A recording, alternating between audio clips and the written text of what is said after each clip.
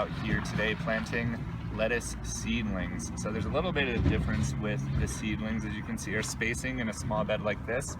We have all of the plants about 8 inches apart. We planted most of them, namely to highlight how it will look when it's all finished. When we talk about planting with students, the way we like to do that is by planting in groups of 2. We assign one student as the digger and one student as the planter. The student who is the planter will be given the soil plug here, and the student who's the digger will be digging a hole about the size of this soil plug. So a couple of common mistakes when planting these is either planting them too deep or too shallow. If we plant them too deep, you can see here, it will be easily flooded, or when it rains, all the soil is just going to cover those leaves. That plant may not do very well as the season goes on.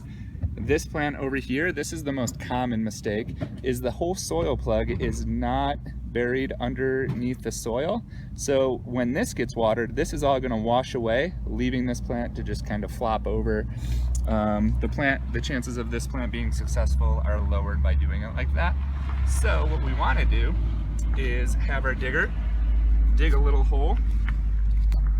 Our planter can then test the depth of that hole and say to the digger, you know what, I think that's perfect. It's lined up with the top of the soil and the top of the soil plug.